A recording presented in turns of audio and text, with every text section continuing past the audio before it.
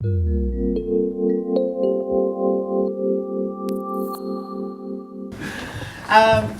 ProductTank is a global meetup for people who define products. So it's based, started out of London, it's grown to be a worldwide phenomenon. So for those of you who have come along because someone referred you on or joined the meetup, I'd highly recommend going to the ProductTank website. There's a lot of really good resources on there, and you can get a bit of an idea of just how large a community you are a part of. It's pretty exciting, and I'm really excited to be a part of it, and I hope you will be too. So ProductTank's mission is to provide people with inspiring content and a supportive community. So with product, as probably a lot of you would be aware, that covers a lot of different hats. You can see here in Brisbane, Jase has done a little bit of research and found out that people who are in this group don't just have product roles. We've got project manager, product owner, BA, CTO, CEO, UX. So all of these roles have input into the product in organisations. But at the heart of it, we're all looking to actually provide great products that meet customer needs. Okay, so we have some laptop stickers. I'll tell you again at the end, but please grab some on the way out and spread the word about ProductTank in Brisbane. So I'm Michael Griffin. I am a product manager with about 12 years of product experience here in Brisbane. I'll be your MC for the morning. Our sponsor today is Silver Rail, so thank you very much, Silver Rail, for providing breakfast and the venue space. It's great that you're actually able to do this for us and bring so many cool people together. Silver Rail is owned by Expedia, and Expedia actually happens to be one of the top product employers the top 5 product employers in Brisbane, based on the number of people with product in their title on LinkedIn. So special thanks to Andrew Whiting from Silver Rail, who brought this all together. Thank you.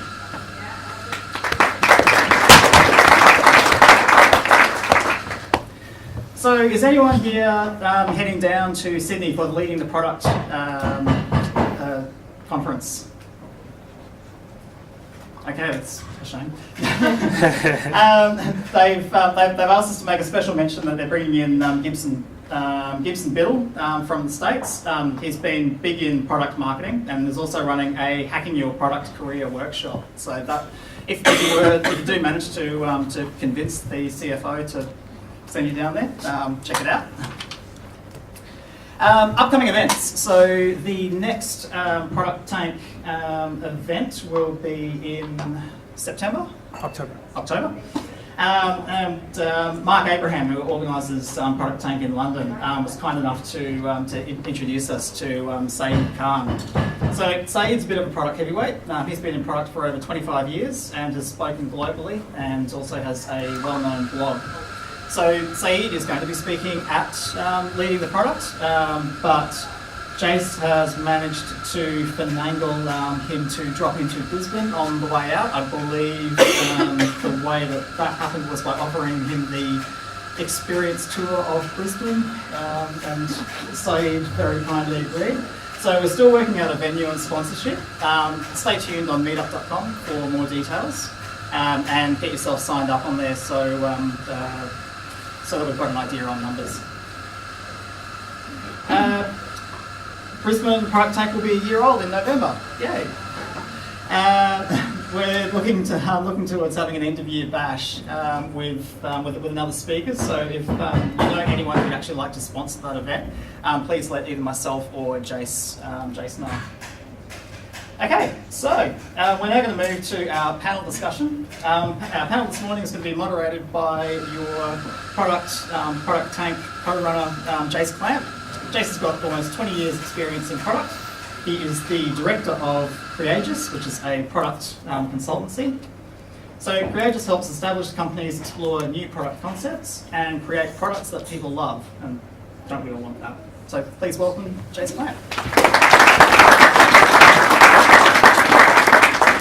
Thanks, Mick. Yeah, so also we didn't mention that there are Frank Green mugs back there, and my understanding is that you swipe them as a pay pass built into the mug when you get coffee, am I right? And they're stocked up with $150 each? Yeah? Something like that. Somehow. Anyway, grab one on the way and help yourself to a bunch of coffee. I'm not sure how much is on there, but yeah. No, so I've had the privilege of chatting with a lot of product people. As Mick said, that's could be a number of different titles, really. And I've noticed one common thread through many of those conversations is that product people face challenges in the work they do. When you're fighting for organizational alignment and you're working to create value and you're working to put the customer in the center of what you do, and you're at the same time having to advocate what your role actually is and help people understand it, that can be challenging. So these meetups really do exist to provide that supportive community, as well as content that's going to help product people in the job that I do. And so I'm going to invite our panel up to come and take their places, and I'll introduce them. Don't be shy, guys. Yeah, come up and join me here. I'll get your mic to share.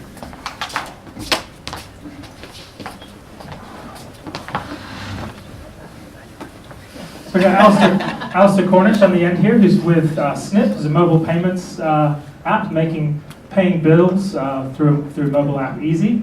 And yes, and then also we've got Matt Daniels from Datisan, who is very intuitive at condensing down the needs of the customer and converting that into product. So Alistair's sort of in the startup phase. We've got a pretty diverse panel here in terms of where people are in their spectrum of product development. So Sniip's been going for, I think, 2 to 3 years, yeah?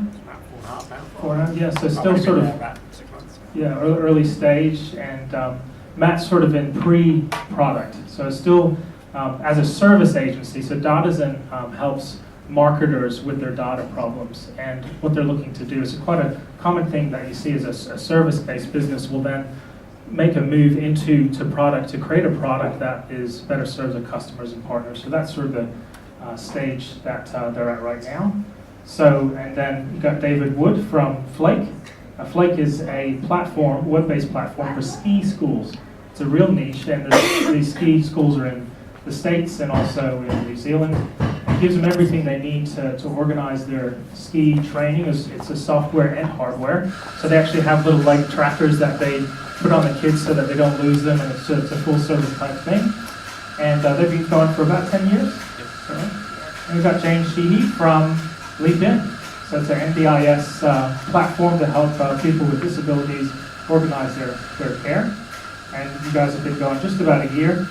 I heard about them when they first got started. Their CMO, Nicole, gave a presentation, and I've been kind of pestering her to say, when's your product out? How's it going? You know, so caught up with Jane recently to see how their journey's been, and that she's going to be sharing a bit on that. So I'll kick off with our first question, and that is, I define this event as the relationship between the people who define the what and the people who define the how.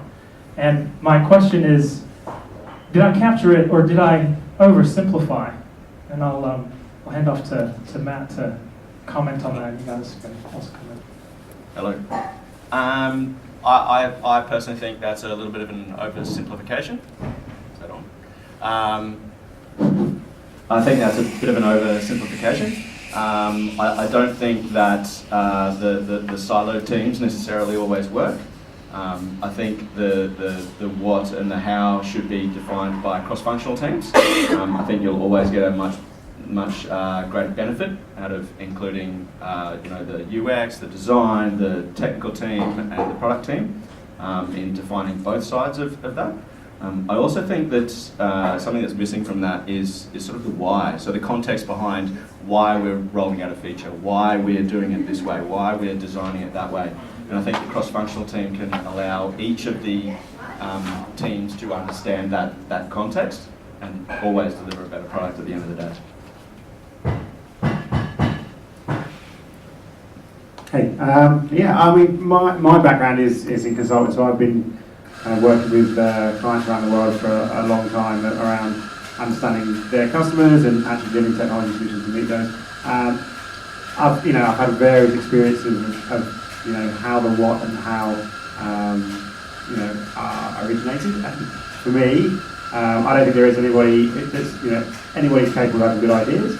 I'm very much an advocate of putting in a good process which allows those ideas to flourish.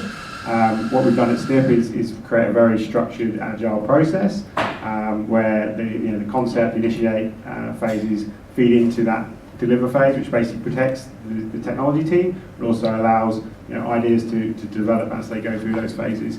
And I think that's important. Is finding that balance between there are a lot of good frameworks out there around how products are designed. So jobs to get done framework. I'm sure we've all heard of that. From that sort of perspective to the kind of personas and understand your customer again, especially kind of your customer.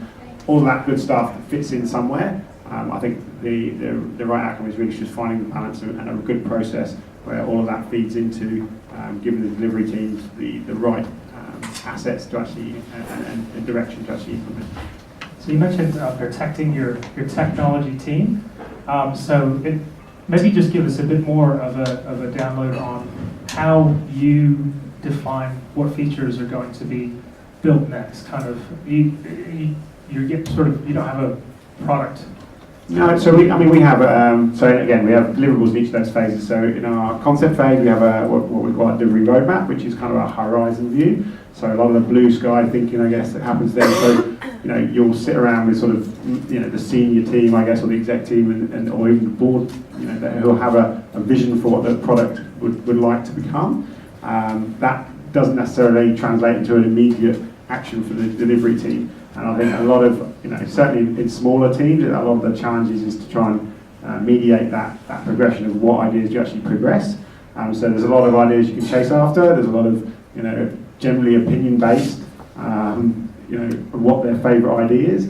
And it's really about how do you disseminate that into a process whereby hopefully, I'm a big fan of data-driven decisions. How do you get the data to actually justify moving an idea from that sort of concept phase into our initiate phase, which basically means it's actually a feasible, kind of proven, has some science behind it in terms of it's actually something we want to work towards. So then someone else in that UX team to then spend more time on in that initiate phase to develop that idea into actual deliverables that we can actually then move into the delivery team to actually execute on. So there's kind of checkpoints all the way on the way, but the key is, I guess, a phased and a structured approach to delivering the right deliverables, if you like, in each of those phases that the ideas move into that delivery team in a structured and well thought out way. Awesome. So Jane, your team is sort of also in the earliest stages. Is there some similarities to how you get input into what features ought to come next, and tell us about your process? Similarly, we're probably not as structured in naming our process, but we've got a concept phase, which is really, we've got an epics wall where any bright idea that anyone in the leadership team has goes up on the epics wall, and then we kind of duke it out every now and again as to what's going to get into that next level of analysis. And I mean, in the early stages, obviously, a lot of that's just kind of opinion in the room and lots of robust discussion. Although we've also done a lot of research as well. We're at an exciting stage now where we've actually got a product in market, so we can hopefully kind of tweak that to become more driven from actual feedback from the market as to what takes priority. Back to your original question about the kind of delineation between the roles. I was just reflecting on it last night and thinking, I'm a big believer in collective accountability, and similar to what you guys have said, I think everyone in our team has the how, the what and the why in their heads, hopefully, if we're a productive team and doing our jobs well. So I think for me, the delineation is more about just the lens that your role kind of reverts to, and especially kind of when things come under pressure, that's when you need to make sure that you're wearing the lens of your role. So we don't have a single product owner in our organisation. We've kind of got a few different people that have different lenses for different elements of the product, and often I kind of become a proxy product owner as well.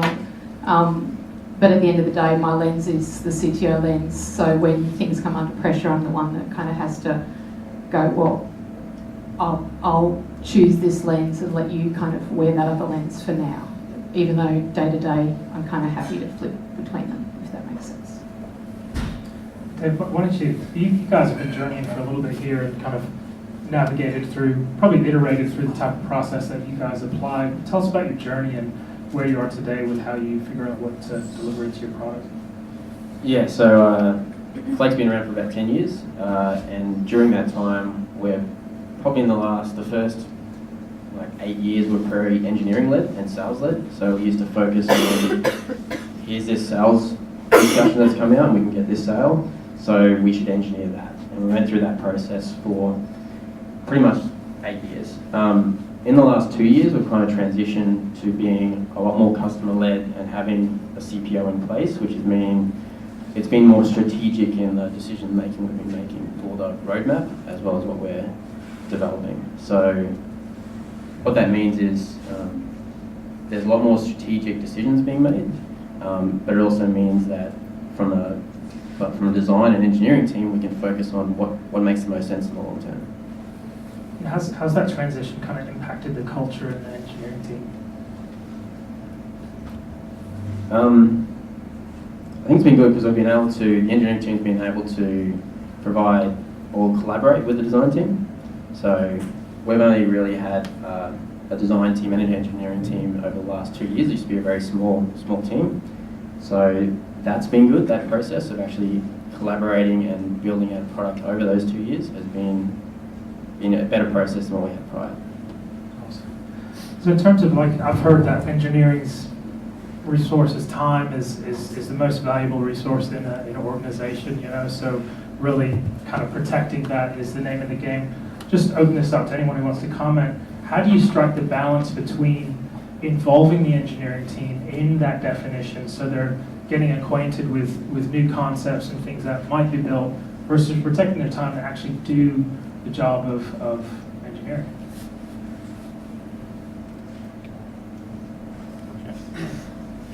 Go on, I'll take it. So yeah, we follow a very, I would say it's a hybrid approach, but it's basically we don't have a dedicated product owner. So what we have is effectively a forum we have one every week, which we discuss depending on the phase that we're talking about. So if it's we're obviously in an agile process, the concept, initiate, deliver, deploy phase all happen at the same time. So what we'll have in our product forum is a set of topics we want to talk about. So we might be talking about big blue sky idea, or we might be talking about what we're going to be working on the next iteration. And the agenda for that is pretty well, is basically available to everybody. So we allow, if a developer or our engineering team is interested in contributing to that forum, they're more welcome to come along and participate.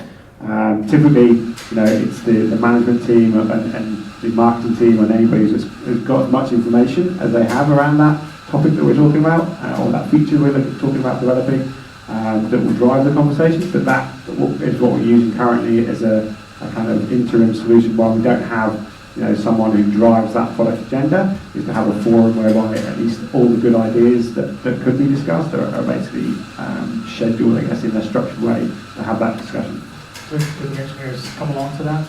Yeah, so again, it's interest based. So if they were talking, we're talking about a blockchain solution, or they've something that's more exciting for one developer versus another developer, they'll just say, yeah, I'm interested in talking about it. So we have 3 products. We have an iOS, Android, and a web product. So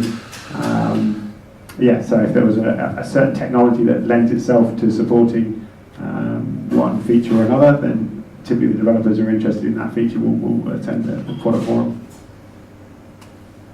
Any other thoughts on that one?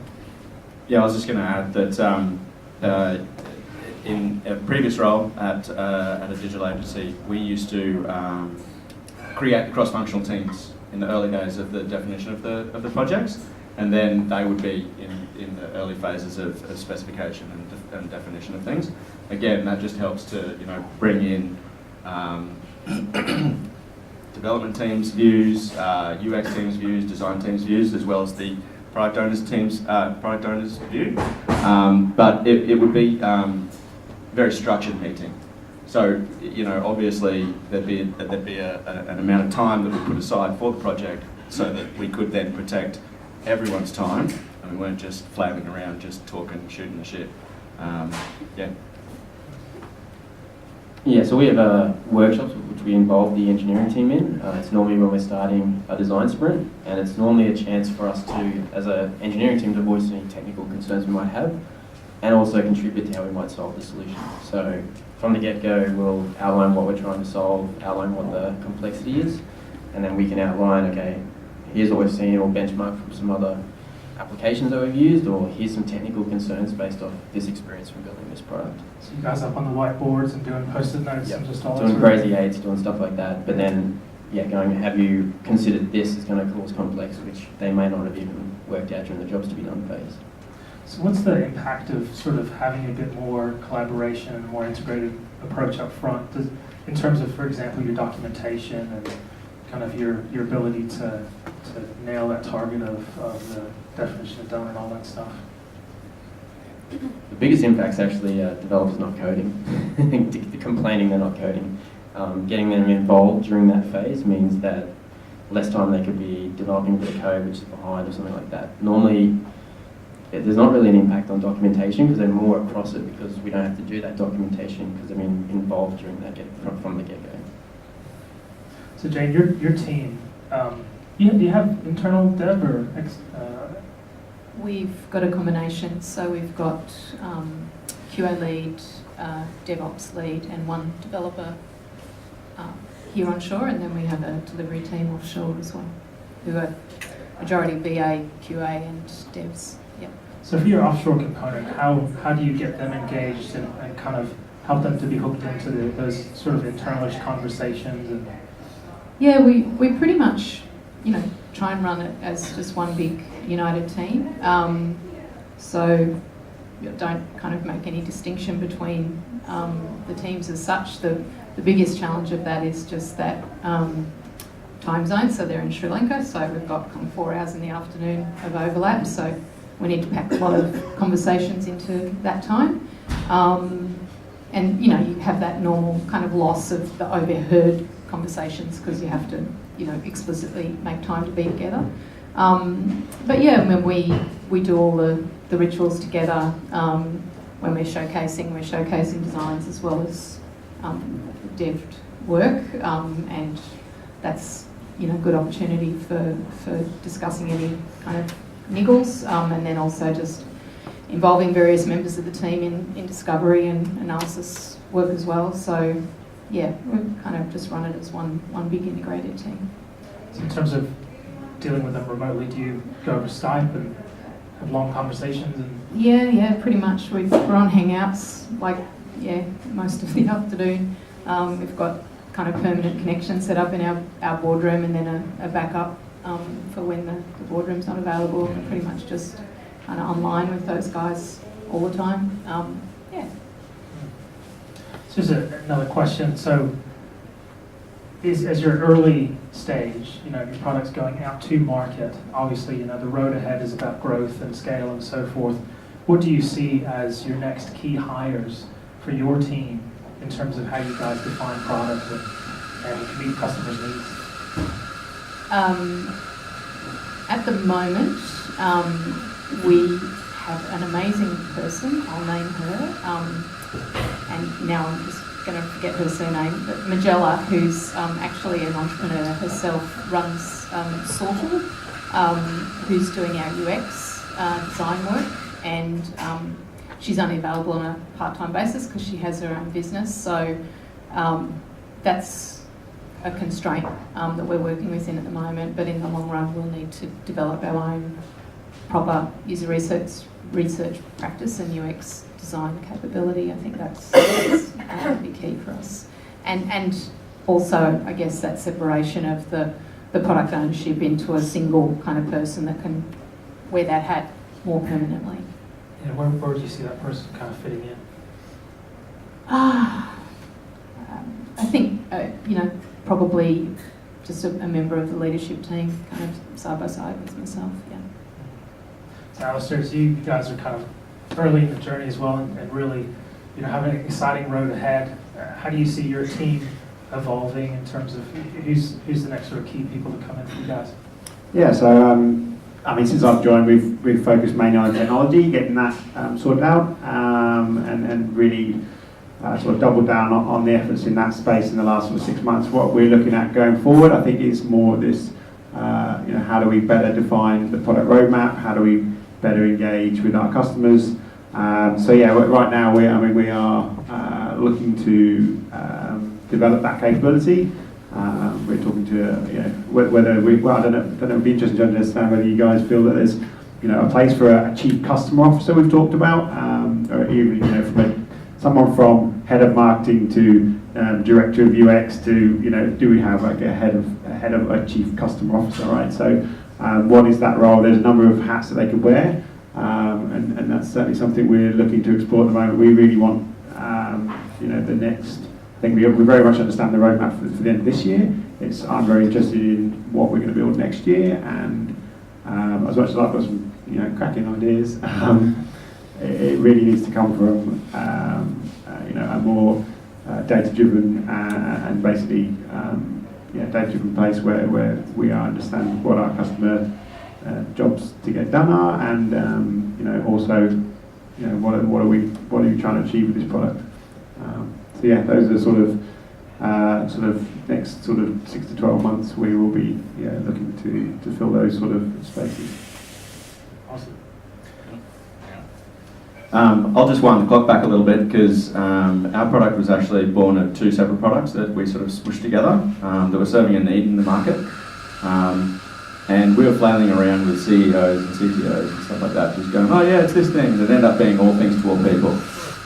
So from our perspective, we kind of took a step back and went, oh, okay, what do we need in the team to actually sort of focus this?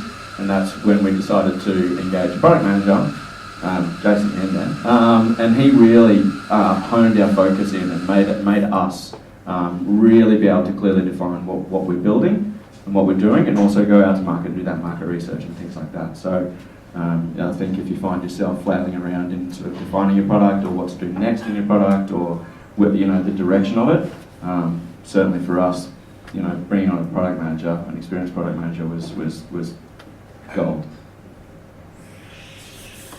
Yeah, we brought a CPO on, Liam, who's in the audience, about 2 years ago, and that was mainly to help us strategically plan for what we wanted Flaik to be. Prior to that, we were being very tactical with our decision making, especially with the roadmap, that here are some short-term gains that we can make by getting this customer on board or getting this feature out, rather than what's actually going to be best in regards to long-term growth of Flaik. And that's where a CPO comes in, because they're looking at both the engineering, the design, and the sales point of view, and be able to take all those 3 factors and make a decision that isn't biased based on where they work. I wonder if we could just focus in on UX for a minute, and just whoever wants to take this, kind of drill down on where you see UX fitting into your process.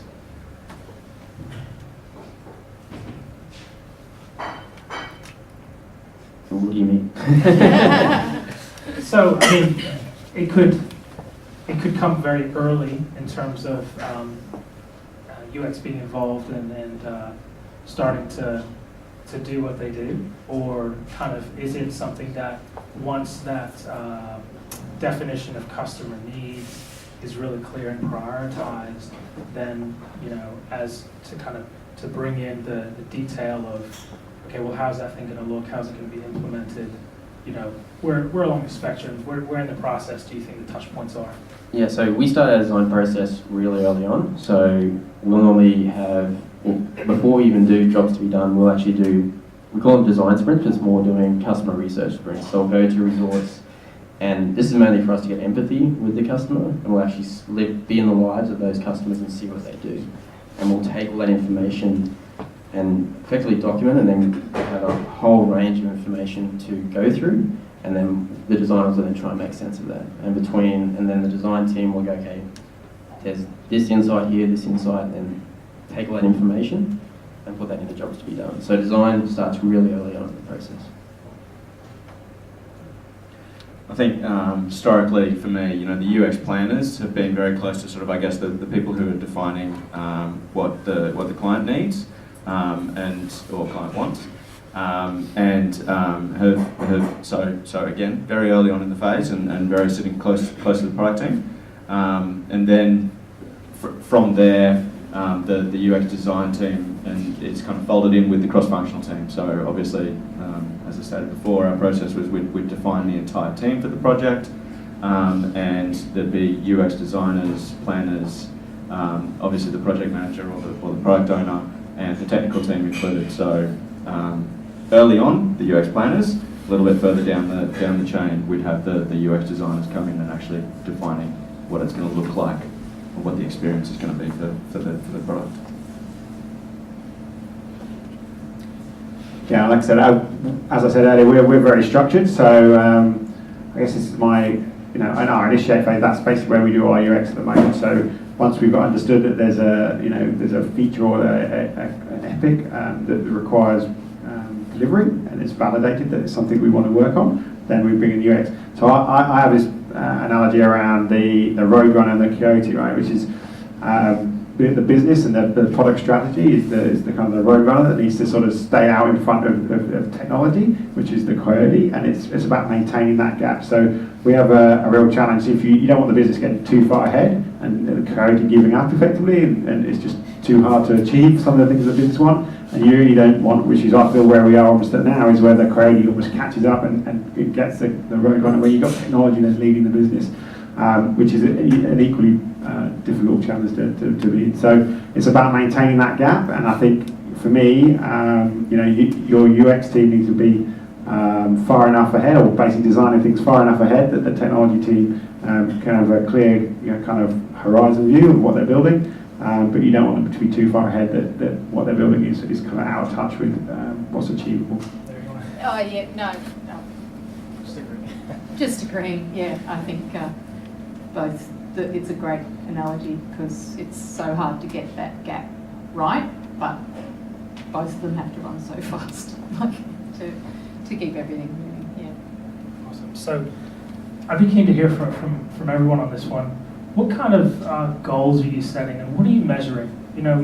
You're on this path, and you're looking ahead. How do you know that you're progressing?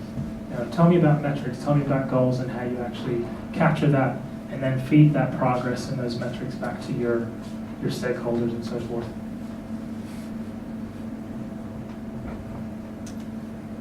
So we have obviously lots of metrics around our actual business growth, which I won't go into, but we also have metrics around our actual kind of delivery practice.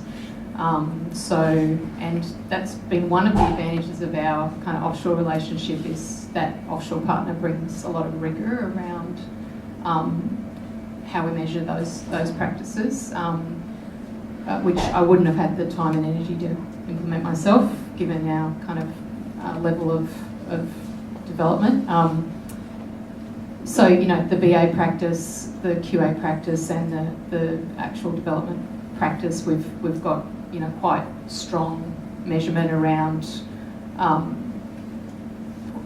everything, all of our agile processes, which is really cool.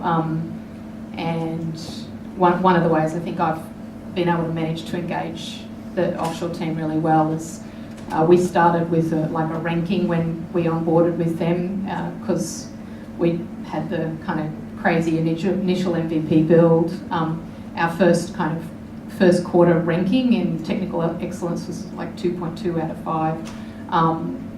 And then the second quarter we managed to put it up to 3.3 out of 5, which made them kind of second highest in the organisation, and the highest is like one of their long-term enterprise big clients. So that really motivated the delivery team that, you know, we are committed to technical excellence, and don't get me wrong, I mean, they're just as motivated by the vision of the societal change that our company is about, and the opportunity to build an inclusive society in Australia. They're just as excited about that as our onshore team are. But, you know, the reality is in the day-to-day there's also that connecting the dots down to every single thing you do, and the ratings on technical excellence is, it's really helped to just keep us focused on the little things, and just that, you know, endless boring discipline of delivering good quality stuff.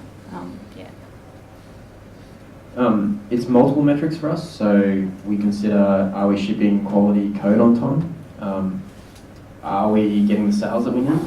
And what is the customer satisfaction with what we're shipping? So we've found that really hard from our product team to go, sales shouldn't influence how well we're producing product, because it's not a true relationship. We might have produced a really good product, but it doesn't meet a sales need.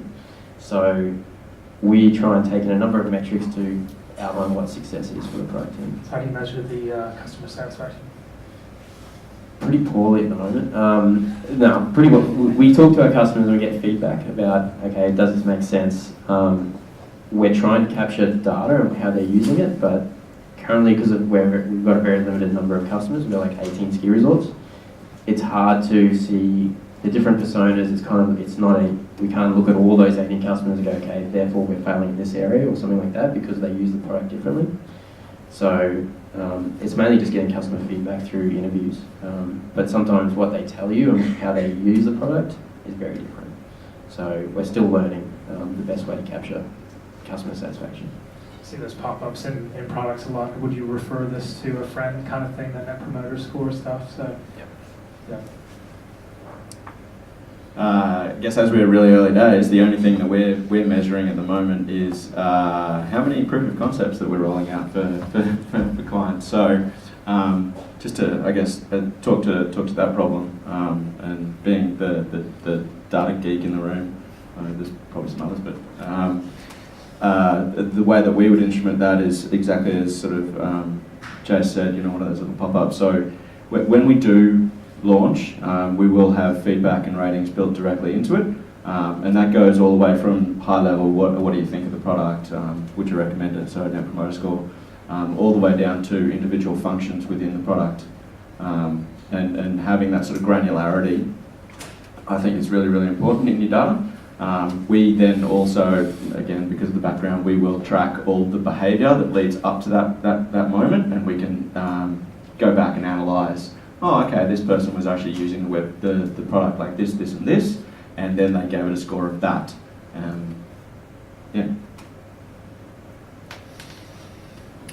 Okay, so we're a bit sparse in this space. So I'm going to put my CTO hat on and be very more be more on the delivery side. So from a delivery perspective, we are very, very structured and organised. So we use an agile process. We, in order to report on how our team is delivering, we use story points. I think I've been in consulting a long time, and I've seen this done a million times. So the only kind of advice I'll give you is I've seen it done very badly. So story points we use as a way of training the business and what we're delivering. So we only give story points to things that actually add value to the business. So every story should be readable by the business, and people saying, "Hey, I'm gonna refactor some code," that doesn't really add any value to the business. So we don't get any story points. So we have a very defined issue type. So we use Jira. Probably 90% of people here use the same, but we have a very structured Jira implementation, and basically that allows us to make sure that if the business are continually coming up with ideas or features that,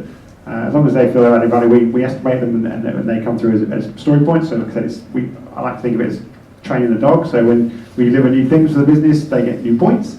If we don't deliver any new things, then they don't get any points, and therefore we might be doing good work. We might be delivering a lot of change in the technology stack, but we aren't necessarily bringing new features to the business, which is what they really want. So that for us is a great way of measuring how we're moving the business forward from a product perspective. In terms of, I guess, the other question, which everyone has asked is probably better than I'm going to.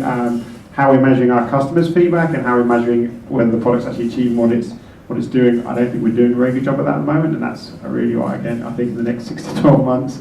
And I think that's really around how you engage your customers, how are you actually getting feedback from your customers, how are you ensuring that the jobs your product is hired for is actually doing that for your customer.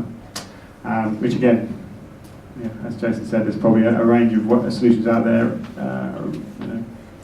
that you could engage. So we're going to open it up to questions from the audience in just a minute. I've got one more to throw in, so get your questions ready. Just want to ask about QA. I've heard that mentioned a couple times in this morning. So who does QA? Is it the engineering team? Is it sort of if there is a product team, is it the product team? So where does that fit? Okay, I'll give you my short answer because it's going to be very different than everyone else's. So I'm a big a believer. So the traditional design, build, and have a test team or it's testers. I don't really like the idea of having testers who don't really, I'm sure there's some great testers out there, but in my experience, people that just kind of read, this is what this should do, does it do it yet, and don't really put any thought into it. So we typically engage our UX team to do a lot of the testing. If they designed it, they should know how it works when it comes out the other end. And we also are a big advocate of automated testing, so anything that is a simple, hey, if a tester can go, plug in these numbers and this number comes out, that can be automated. So we automate pretty much everything we can, which basically means it's not, you don't get the value straight away. Well, you do get the value straight away because you prove it works now, but it's more important you can prove it works in 6 months' time when no one's really looking at it. And that's for us where the real value is. We can literally regression test our whole application or all 3 applications in 20 minutes, which is, that's our answer. Cool. I think everyone's in charge of QA. Anyone who touches it, all the way up to the CEO, to be honest. The first gate is obviously, and we'd actually generally do QA on designs as well before they went into the development team, because a design decision can explode a sprint into way too much time. So there'd be QA there, then obviously there'd be QA from the development team once they're about to release the product. I think the biggest problem is from a development perspective, doing QA is you don't see the forest for the trees. You generally always follow the same path through your code or through the product. So then obviously it gets handed over to the UX team to put their design eye over it and also their experience eye over it. And then as many other people as we can go over it. Now that doesn't say that we don't do structured testing. I haven't done structured testing in the past, but having as many eyes as possible on the release will allow things to be seen much more readily. It's both engineering and design teams. So we currently do functional testing from the development team, and then we'll pass that over to the design team. And that's purely to make sure that anything, so like Matt mentioned, we'll go through certain flows when we're testing it because we've coded it and that's how they should be using it. And then the designers will test the flows and test it maybe differently to how you're actually testing it. So we've found that's been really good to pick up functionality bugs, which we didn't pick up during our testing. All of the above. Our QA team, we do have a dedicated QA team, but like everything else, they're just the guys that wear the quality lens the most. So everyone else in the team also is to wear that lens. The QA team are in charge of maintaining and extending automation and the practice of QA, making sure that that's considered at every other stage of the design and delivery. They also coordinate when we do kind of user acceptance, when we get providers and participants in to kind of validate what we're building. They also kind of observe and provide that feedback. So same as above. Everyone's kind of responsible and everyone's interested, but the QA guys are the ones that wear that hat the most to make sure sufficient attention's paid to that area. Can I add to that? We also, as per what David said, when you're using it, when you're building a thing, and even the UX team, when they're designing a thing, when they go and test it, they'll go the flow that we anticipate users are going to go through. And there's often a million ways through a product. So We also set up instrumentation, so probably the easiest way is obviously we just use Google Analytics, but what we'll do is we'll actually send technical measurement out to another Google Analytics property so that we can test whenever any errors are coming up, and obviously there's instrumentation on the application level as well. But we can see user flow and see when a problem happened and be able to trace back. There's plenty of other tools to be able to track user journeys through your product as well. And see sort of flow and where people are clicking and all that kind of jazz and playbacks and all that kind of thing. So I would recommend as well to just keep that in mind when you release a product. No matter how much testing there is, there's going to be bugs. We're building software here, so instrument it so that you can easily go back and make sure you can find out where the issue occurred, not just at the code level, but also at the user level. All right, so I see Bill over there, furiously making notes. You got a question for us, mate? Sometimes you have some good ones. So I'm going to send Mick around with the mic. If you've got a question, just pop your hand up. And you've got one over here. And just speak clearly so we can get it on the recording as well. Yeah, just interested in your, how do you make that prioritisation around the competing needs? So of course there's adding the functionality to the product, but then there's security to consider as well, and investment in automation and refactoring and so on. How do you kind of balance all those competing needs and do that in kind of a data-based way to make those decisions? Okay, so we actually define all those requirements. So our acceptance criteria of that story would include the security aspects of it. So effectively what we do is then we break it down to a small enough chunk that we can deliver it all in a single iteration. So if it means that, like I said, you'd have to break it down into smaller pieces to ensure that the security, the automation, everything else that we'd expect to come with that new feature is included. It's not a one or the other. It's, to do that feature properly, you include all those things. So that's a sort of simple from our perspective. Cool. I think something that we do as well is we've in the past done risk matrices. So obviously, what's the risk and what's the benefit, which then adds into, okay, cool, we've got all these clients and we've got all this need from a customer perspective. However, if we introduce it, then the risk is X, Y, and Z. The benefit is X, Y, and Z, and then that gets balanced up as well in the decision making. Yeah, we normally look at tech debt, which I think what you're referring to there about. So we'll normally prioritise that for some part of the roadmap, that during this month or during this sprint, we're going to do some form of tech debt, and we'll prioritise that this is the best outcome if we do this form of tech debt. Yeah, combo of all of those things. So non-functional requirements for every story to kind of make sure we're not building tech debt. But then, by definition, you always have that. So we tend to just have a number of points that is just for our own kind of tech debt that we pay off every sprint. And then if there was, which there has been, something which is kind of impacting negatively or a risk, that it's not a new feature, but we kind of highlight that to the business and get that factored in as a approved story. So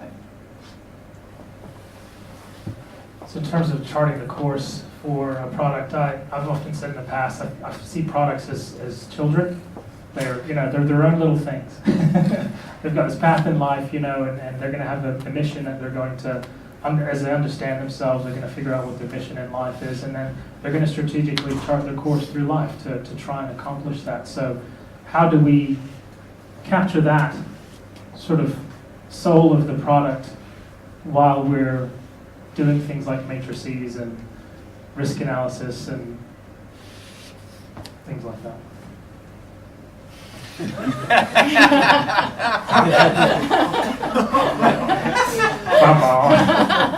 I think that's where the product manager will come in, setting that sort of long distance view or something, and then we can do the technical stuff and decide whether something should be in or out. We'll go back to the audience for quite Like normally up to the CEO to show the vision, and then the product manager will kind of take that and take in the different factors and then work out what the strategic goal should be for the product. So, there's obviously going to be iterations of how it changes, and it's just up to the product manager to work out what to prioritise based on those iterations.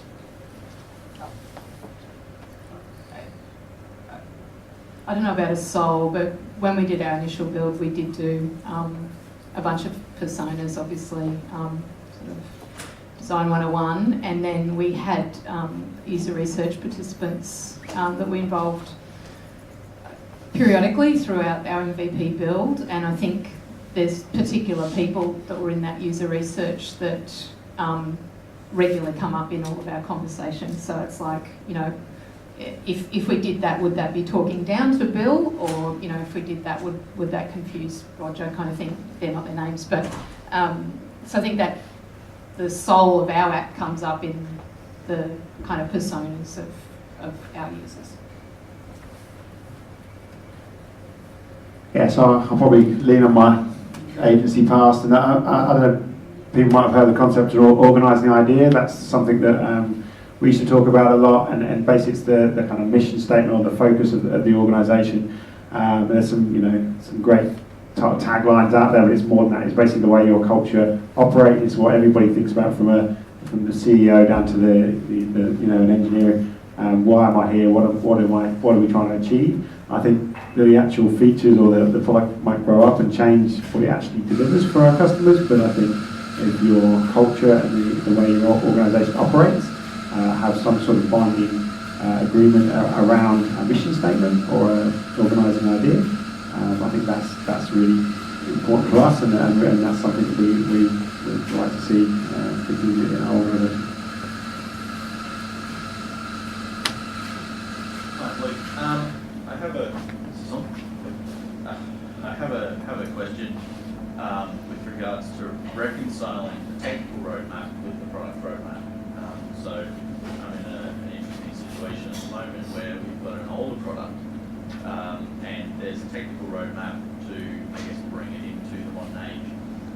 At the same time as there's the product roadmap with the customer and the business vision, and they're competing for space with the same development teams. And I'd just be interested to know how you handle that.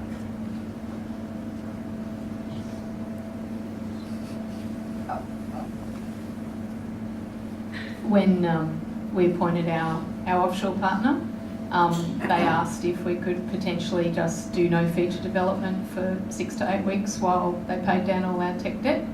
And like, obviously the answer was absolutely not. Yeah, we had to keep going. So you just have to navigate a path through that, I think. So, I mean, that's part of the role of the CTO, is to explain to the business the value of paying that stuff off. You know, you've got to pay it off, and you've got to have a roadmap to get there. But you also have to kind of navigate those realities of how you keep moving forward. So, yeah, lots of healthy tension. Yeah, there probably shouldn't be 2 roadmaps. They should all be under the same umbrella of a product, but then it's up to the product manager or CPO to prioritise that. So if there's some form of tech debt or there's competing needs, then someone needs to reconcile that. It's better done under a product manager or a product CPO. Yeah, so again, this is something I've run into a lot in my consulting career. So you turn up and it's an absolute shambles, and I think you just literally have to work out what the technology roadmap. What is the kind of end goal? Technology moves every year, right? It's very hard to continue to keep up. And you'll pick a platform, or you'll pick a product this year to say this is the best product, and then 2 years down the line it's obsolete, or it's been bought, or it's changed, or it doesn't do what you need anymore. So I think you continue to evolve your technology roadmap, and it has to be aligned with, I guess, the product and the vision of the product. For me, it's around building flexibility into that. I think if you've got a big tech debt problem already, like I said, I lean on our story points thing. So as long as there's transparency between the business and the delivery teams. So like I said, the idea of giving them story points when they're seeing new things. If there's an agreement that you guys are going to spend time on refactoring or migrating technology, then the business needs to understand they're not going to see new things for a while, so they're not going to have any story points, right? So they understand that if they're expecting you to be delivering new features and improving the product, they need to understand that might not happen with the current stack they're on. I'm a big fan of selling the benefits of why you move to technology. There's a lot of people that will, pick a technology and get very excited about technology and not be able to justify it to the business of why it's a good choice, or why it's a good thing to move to this technology and spend a lot of time doing it. So if you could I guess, position the technology roadmap aligned with the product roadmap and sort of tie the benefits of the new technology you want to move to and how that's going to either accelerate the delivery of your new product or actually improve the product itself. I think that's your best strategy. And like I said, I would always advocate on transparency to make sure the business fully understand what you're working on. That's my answer. I think analogies and stories can help. I saw this video on LinkedIn this week where this truck was rolling down the highway and the cab was popped up while it was in motion. These two guys were sitting there trying to fix it while it was in motion, and the subscript said this is what it's like to have tech debt rolling in production or something like that. So just stories to help translate can be good. So any other questions? Andrew. I probably don't need a mic. So we've talked about product. We've got 4 CTOs up on the panel. We've talked about some healthy tensions, all that sort of stuff. The role of product or the location of product in the organisation, where does it sit within your organisation and where do you think it should sit? Is it a technology function? Is it marketing? Is it commercial? What do you think the right outcome is? From my perspective, I think it really is this. You need someone, I think, to sort of be the captain of the ship. I think it's a challenge for a CTO to do that. I think it's a challenge for the CEO to do that. I think it's about having, like I said, we're looking at whether it's a chief customer officer, and their job isn't just necessarily defining what it is. It's basically mediating between the competing,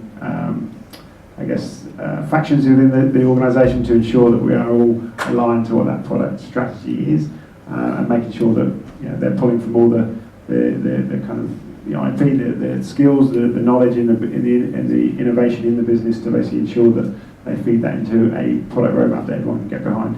So I don't think there's a simple where does it sit. It's basically it's a role that basically, if you haven't got a single person doing that, it needs to be some sort of group of people that are steering the ship as your captain.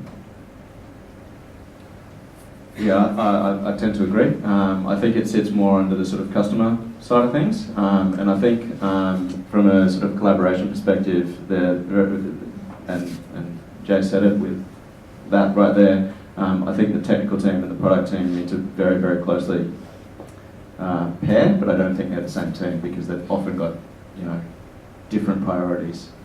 But I think squarely, because of the interface between sort of the customer needs and the market needs. I think the product should sit sort of under the chief customer officer, whether that's marketing in your business or a bit of a stretch. I don't know. So 80% of our team is the product team, and we put both the design and the engineering team under that same umbrella. For us, we find it more beneficial to do it that way, and the main reason for that is we want to be a product-led team. Rather than a design, rather than an engineering, rather than a sales-led team. So that's where we're positioned ourselves, and I think it's working for us. Yeah, so we're still on the journey of discovery. So during our MVP, our head of marketing, Nicole, was essentially our product owner, product manager. Now she's frantically trying to launch a national brand to both consumers and providers. So her bandwidth to actually wear that product owner hat is severely challenged. We also have our head of ops who's got 20 years in the human services sector and is actually delivering the services to the people with disability who are our users. So she brings a really important lens, and I also bring a lens as well. So at the moment it's that kind of trifecta. In the long run, I think it would be ideal for us to have chief customer officer or product owner as a defined role, but at the moment with our constrained resources we share the load. So we probably have time for 1 or 2 more questions. So I want to give people, if you've got time to stick around for a chat, feel free to stick around, or if you need to head back, but take it away, Adam. Sure. What's your worst experience with product management, and what lessons did you learn from it?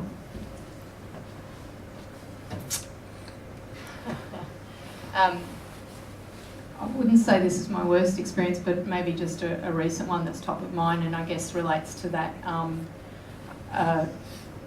observation about Nicole, who was product manager but stretched very thin. And so just recently we kind of hit that problem where the Roadrunner and the Coyote were running into one another because of bottlenecks in kind of decision making around product roadmap. So I'd say, you know, whatever structure you come up with around product ownership, make sure whoever is feeding into that decision making process has got the actual bandwidth to take it on.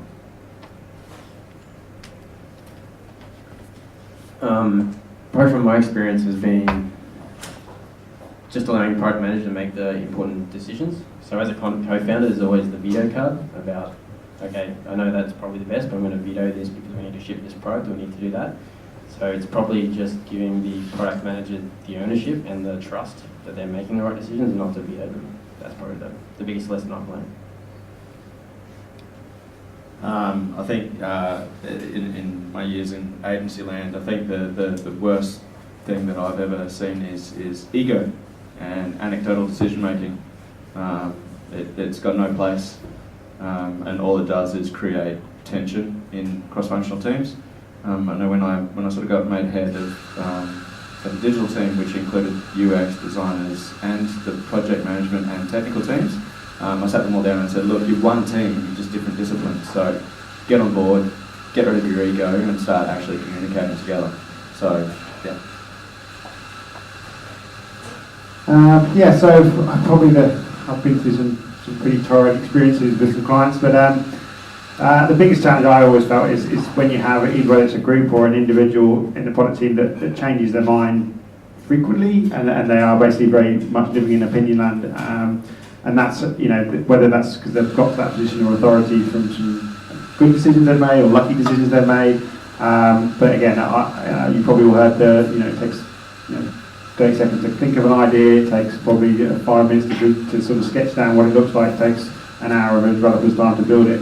So someone who is frequently, we haven't got a very structured process into getting that idea or that, the requirements they want into the delivery team and out the other side. You know, they're often frustrated with, I asked for this last week, and then they change their mind again, and they change their mind. I've seen so many organisations where that happens, and the business doesn't take any responsibility for why. You know, it's always the technology team. I'm probably a bit biased here, but it's always the technology team that's let them down because they haven't moved fast enough. When actually, the business, making good decisions and database decisions, and then feeding that into a structured way into the delivery team and iterating on that is probably the best solution I've found to the problem of just people not really knowing and changing their mind often, which affects everybody in the organisation. Another question? Bill, yeah? Great. Sorry, just in the back. We'll come back to you. Go ahead. So, what would you focus on when you've got a very small team? In fact, I'm thinking of a particular context, and it's sort of like a team of 4. They've got a tech debt where the easy thing is we need to totally redevelop the existing product. It is out there, but we've only got 4 people. That's going to be another 6 months. What would you focus on? So I think there's a number of ways to answer that. So it's really the runway you've got, right? So if you've got a very short runway and you need to justify, being around in 6 months' time, you need to focus on what's going to keep you around next 6 months' time. That's the challenge most startups face. Is having a great big idea is all well and good. It's actually how do you execute, and actually what you need to do is define short milestones that you can hit with the horizon plan or the bigger vision in mind. But basically, hitting those short milestones will give you the ability to get to the next milestone. And that's, if you talk to any investors, they'll probably tell you the same thing. The only way you get to the next round of investment is to hit the goals of the first round of investment. So that's the biggest, feedback I would give you is focus on what's the most important thing to get you to the next step. Always having at the back of your mind what the big goal is, but being critically focused or narrowly focused on what you need to achieve in the next 3 months, if that's all you've got. is not worth worrying about the bigger things if you're not going to be around in 6 months' time. Yeah, I think back to the point that I made before about, sort of risk analysis, risk versus benefit, and, just sort of, I guess, continuing and agreeing that, whatever the smallest thing you can do to improve the product with the lowest risk that'll net the greatest benefit, I think is definitely going to be the focus. Awesome. Yeah, it really counts what the outcome is of doing that tech debt. If it's going to help sales, or if it's going to help desirability of the product, then if it makes sense. If it's only helping the engineering team move to a new platform, then you need to ask the question, is it worth it? All right, Damien. Yes. Thanks. Sorry. I'm not sure that's right. Say it's up. So you've talked a lot about being customer-driven companies. I'm kind of curious to see how you would contrast the mindset of the company. What kind of qualities would you see in both of those companies, and perhaps what are their attitudes? How could you contrast them? So probably sales driven would be coming out of sales conversations. You'd take all the requirements, like this is what we need to do to actually get you to sign a deal. That's sales driven. Customer driven is actually going and talking or seeing what your customers do. So not actually trying to drive sales, but actually seeing how your product could help them do whatever service they're trying to do, or whatever they're trying to do with your product.